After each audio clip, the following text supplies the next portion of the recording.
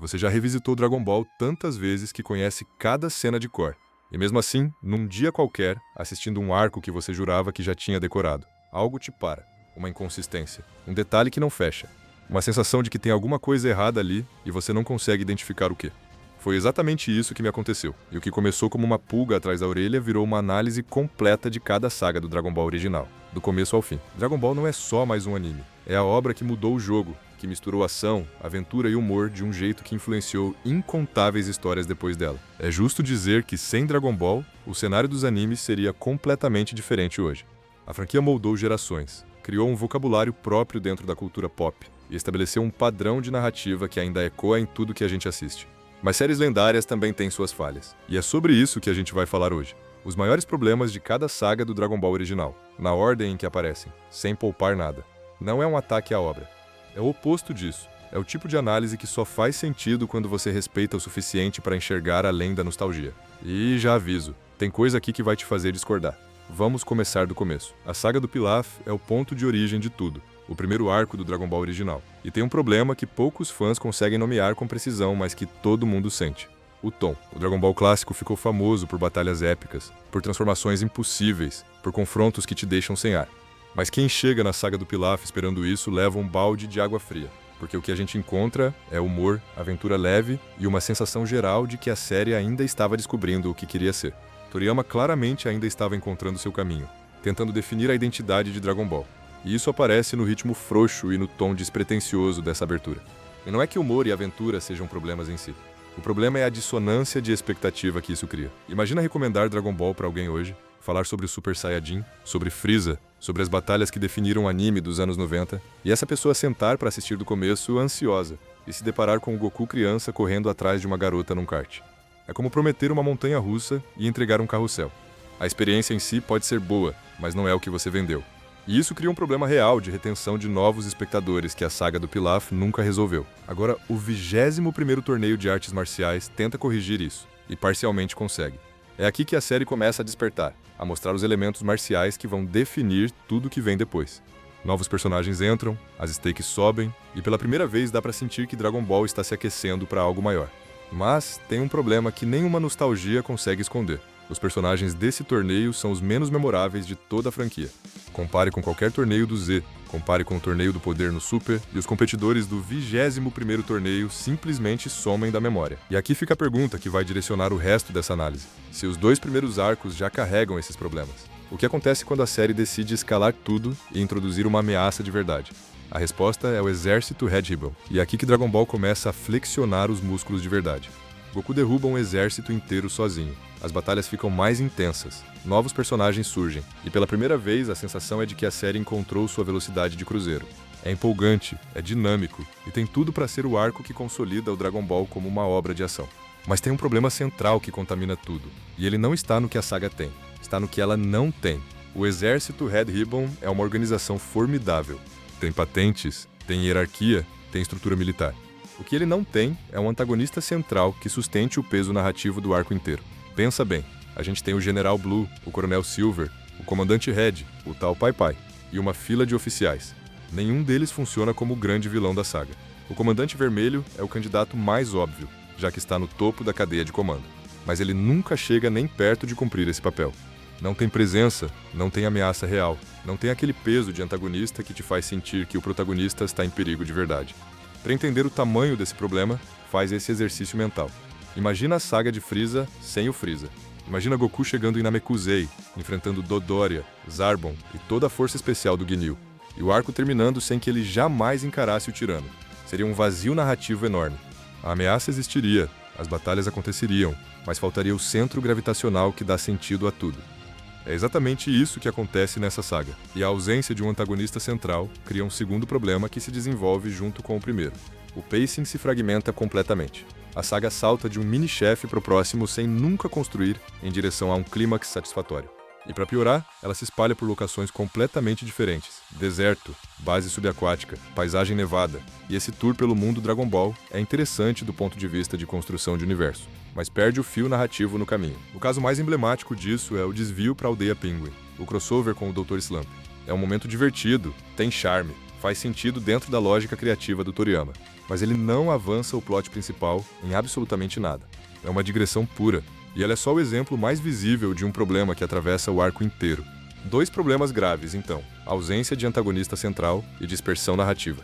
E o mais curioso é que a saga seguinte vai fazer o oposto absoluto disso. Vai criar um vilão tão poderoso, tão presente, tão dominante, que essa escolha vai mudar o DNA de Dragon Ball para sempre. E não necessariamente para melhor. O 22º Torneio de Artes Marciais não tem problemas que mereçam análise separada. É um arco sólido, bem executado, e a transição dele para a saga do Piccolo Daimao é tão fluida que na prática os dois funcionam como um bloco único. Então é sobre esse bloco que a gente vai falar agora. E esse bloco é revolucionário.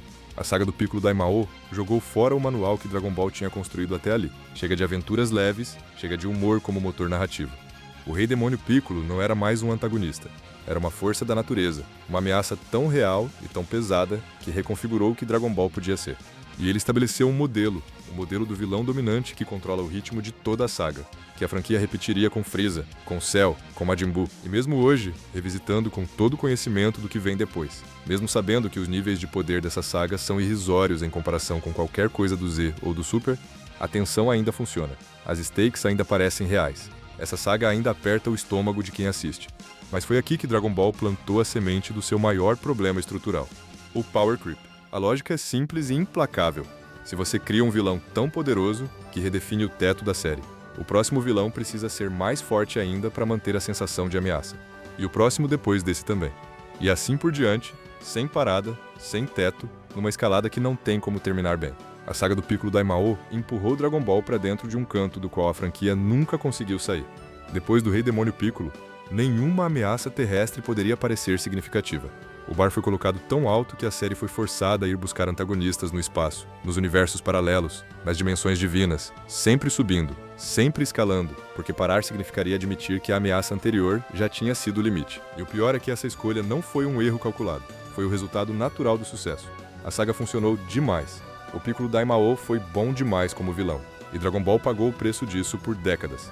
O que nos leva direto para o 23º torneio, a saga do Piccolo Jr., onde esse problema começa a aparecer de forma concreta pela primeira vez e onde Dragon Ball entrega simultaneamente algumas das melhores e das mais reveladoras cenas de toda a série original.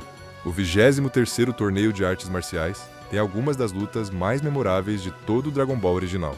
Tem a primeira, e até onde se sabe, única proposta de casamento de toda a franquia, Goku e Titi, num momento que ninguém esperava e que ficou gravado na memória de quem assistiu. E tem o confronto entre Goku e Piccolo Jr., que é genuinamente um grande momento da série. Mas tem um problema que aparece quando você coloca essa saga lado a lado com tudo que veio antes dela. Ela não adiciona nada de novo. Pensa em cada arco anterior. A saga do Pilaf estabeleceu o mundo e os personagens. O 21º torneio introduziu o formato competitivo e elevou as lutas marciais.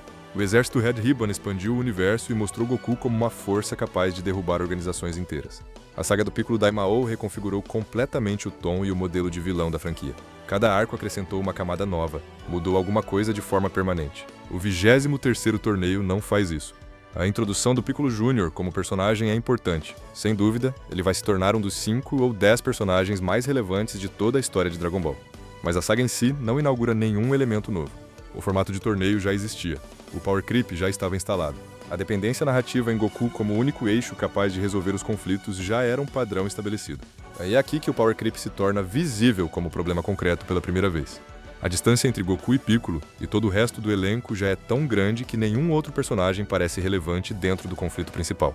Os demais existem em cena, mas a saga não pertence a eles de nenhuma forma real. O 23º torneio é ao mesmo tempo uma carta de amor a tudo que Dragon Ball construiu até ali, e uma base de tudo que vai desafiar a franquia dali pra frente.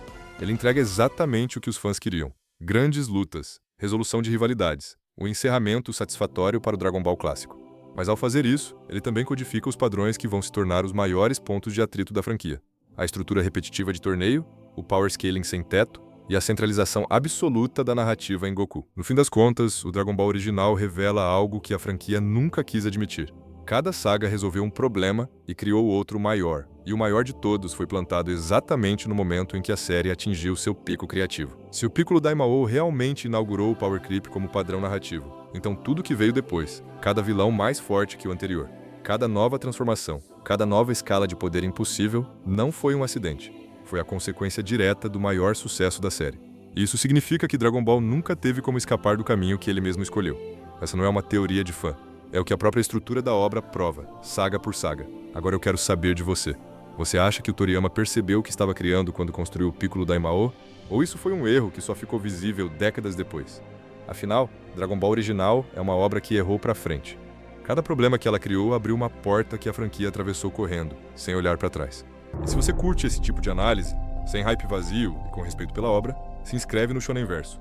O canal tá no começo, mas a proposta é criar uma comunidade de quem gosta de verdade desse tipo de debate. Até o próximo vídeo e muito obrigado por assistir.